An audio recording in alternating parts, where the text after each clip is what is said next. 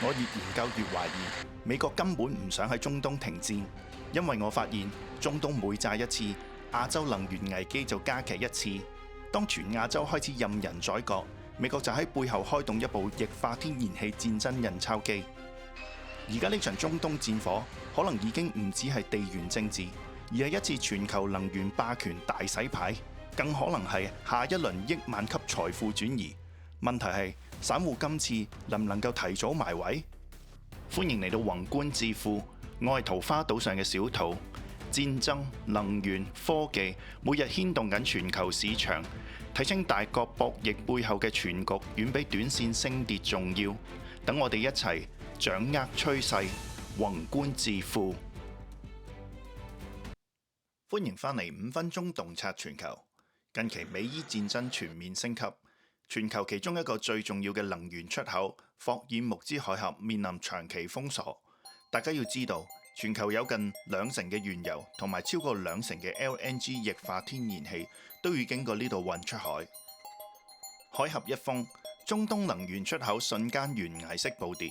卡塔爾嘅 LNG 船全部塞死喺海灣入邊，出唔到去。究竟美國點樣利用呢場大亂局，將自己嘅液化天然氣變成暴利武器？點解美國可以發戰爭財？我哋上集提到，美國成為世界第一大產油國。當喺地底抽頁岩油嘅時候，會同時湧出大量嘅半生天然氣。美國斥資幾百億喺墨西哥灣一帶瘋狂起 LNG 出口站，將呢啲原本一文不值嘅廢氣冷凍到零下162度變成液體，然後裝上巨型運輸船，再賣去全世界。自從俄烏戰爭爆發，歐洲減少對俄羅斯天然氣嘅依賴，到今日美伊戰爭令到中東 LNG 斷供，歐洲同亞洲嘅買家陷入極度恐慌，天然氣價格飆升。呢個時候，美國嘅 LNG 就以救世主嘅姿態出現。如果中東越亂，霍爾木茲海峽封得越耐，全球對美國 LNG 嘅依賴就會越深，美國賺嘅錢就會越誇張。我哋睇下數據，根據美國能源資訊署 EIA 嘅最新官方數據，美國 LNG 嘅出口已經突破歷史天際，正式擊敗卡塔爾同埋澳洲，穩坐全球第一大 LNG 出口國嘅寶座。而且出口產能仲喺度持續擴張緊。喺呢場暴利盛宴入邊，有2間代表性公司你一定要識。第一間係純種嘅 LNG 霸主切尼爾能源，美股代號 LNG。佢哋係美國第一間亦係最大嘅 LNG 出口商。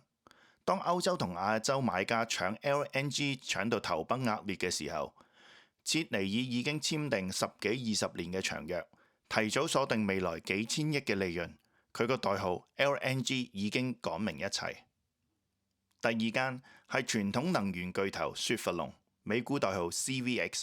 佢哋唔單止係美國有龐大頁岩氣產能，仲喺全球佈局咗極多 LNG 項目。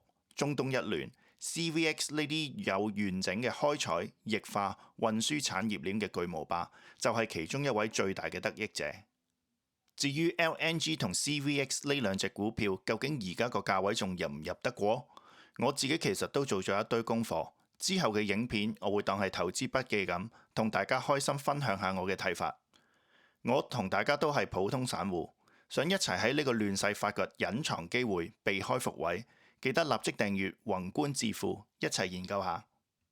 總結嚟講，美伊戰爭表面上係地緣政治衝突，底層邏輯可能係一次全球性嘅能源版圖大洗牌。美國喺中東亂局，成功將自己嘅 LNG 變成操控全球經濟嘅戰略武器，實現咗真正嘅能源霸權。但係美國遠喺北美，要食晒成個亞洲龐大嘅能源市場，單靠佢自己係做唔到嘅。喺呢個時候，我哋要帶出一個更深層次嘅可能。喺亞洲有一個國家，表面上資源極度貧乏，乜嘢都要靠進口，但係實際上佢哋嘅財閥同埋商社已經默默同美國達成戰略同盟。呢個國家就係日本。下集繼續美國能源霸權第3部曲，同你拆解呢場亞洲棋局。我哋作為散戶，又點樣從中揾投資機會？記得 CLS 雲觀致富，下集見。最高。